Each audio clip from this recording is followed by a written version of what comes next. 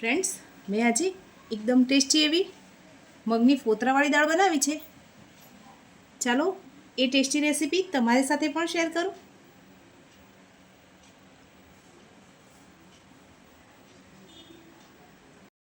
मैं अहींया मगनी फोतरावाड़ी दाळ ने 2 થી 3 पाणीथी सरस धोई अने 15 થી 20 मिनिट माटे पलाळीने राखेली छे।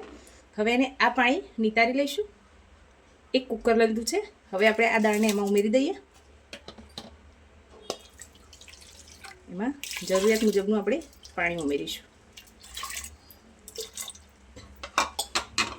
દાળ ડૂબે એનાથી થોડું ઉપર પાણી રાખ્યું છે જેથી આપણી દાળ સરસ ગળી જાય। હવે આપણે આમાં સ્વાદ પ્રમાણે મીઠું ઉમેરી દઈશું। આપણે દાળ બાફતી વખતે જ બધું મીઠું ઉમેરી દેવાનું છે। હવે હાઈ ગેસની ફ્લેમ ઉપર એક વિસલ અને મીડિયમ ગેસની ફ્લેમ ઉપર 2 થી 3 વિસલ થાય ત્યાર સુધી આપણે દાળને બાફવાની છે।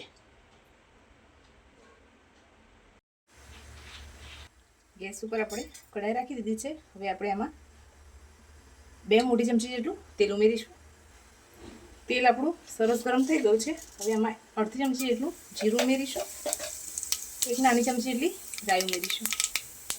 राई जीरुं सरस ततड़ी जाए पछी आपणे आमां अर्धी चमची जेटली हींग उमेरीशुं। हवे झीणी समारेली एक डુંગળી छे ए उमेरी दઈએ। एक झीणું समारेલું ટામેટું છે એ ઉમેરી દઈશું। થોડી વાર સાતળવા દઈએ।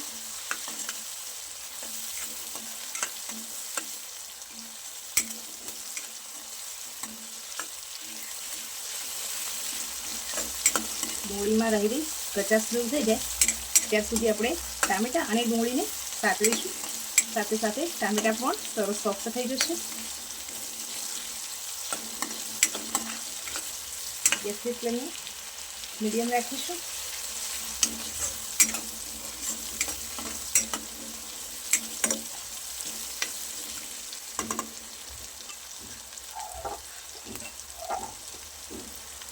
हवे आपणे आमां लीला मरचा अने सूका लसणनी पेस्ट उमेरीशुं। एने पण थोड़ी वार माटे सांतળી लईए।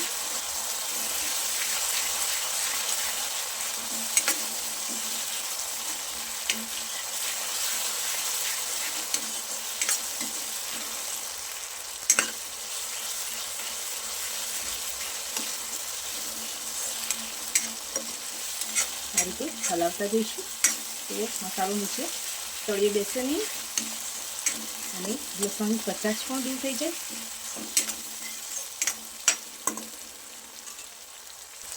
8 થી 10 નંગ મીઠા લીમડાના પાન છે એ પણ ઉમેરી દઈશું।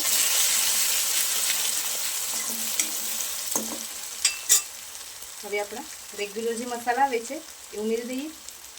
અહીંયા 1 થી 1.5 ચમચી જેટલું ધાણા જીરું પાવડર છે એ ઉમેર્યું છે। 1 ચમચી જેટલું લાલ મરચું પાવડર ઉમેરીશું। અડધી ચમચી જેટલી હળદર પાવડર ઉમેરીશું। મસાલો દાજી નહીં એની માટે થોડું પાણી ઉમેરી મસાલામાંથી તેલ છૂટું પડી જાય ત્યાર સુધી આપણે આને કૂક કરીશું। હવે આપણે ગેસની ફ્લેમને થોડી હાઈ કરી દઈશું।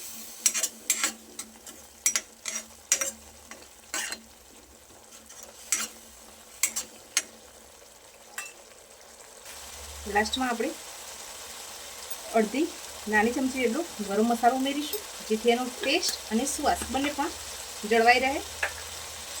હવે મિક્સ કરી લઈએ। મસાલામાંથી તેલ પણ સરસ છૂટું પડવા લાગ્યું છે એટલે આપણો મસાલો સરસ રીતે હવે આપણે બાફીને રાખેલી દાળ ઉમેરી દઈશું।